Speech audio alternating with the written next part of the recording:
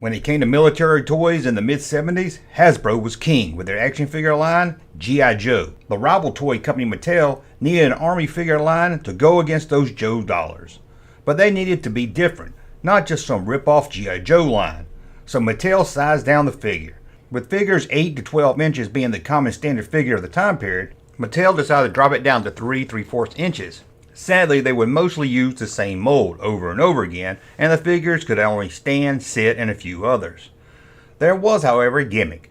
They would come with a small playset that the figure could attach to, and then using a knob on the base, the figure would make sounds like it was firing its weapon. This was a gimmick used in many toys, before and after this toy line. Mostly inside the base would be a plastic gear, where another piece of plastic would pop off of it, making the firing sound. The line would release figures that came with small bases or more bigger type playsets.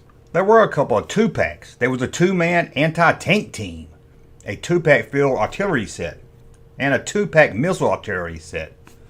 The single figures were Cleanup Man, Flamethrower, Infantry Man, Medic, Point Man, Sharpshooter, Sniper, Rifleman, Ranger, Marksman, Grenade Thrower, and Bazooka Man.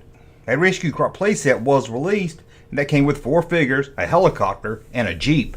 There was also an underwater set released that came with a submarine, divers, and sharks.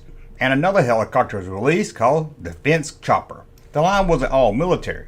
They also released a line of SWAT figures on a single card or in a box set, and a SWAT van and helicopter. The line lasted for a few years, but it was never the big hit that Mattel hoped for. One thing that didn't help the line was a lot of the figures, like I said, used the same mold. So it was like buying the same figure again and again with a different pose. Today the figures can be found pretty easy on the secondary market, and even under the box can be bought for under $50. It was a fun looking line with a nice little gimmick, but it just didn't have very long play value.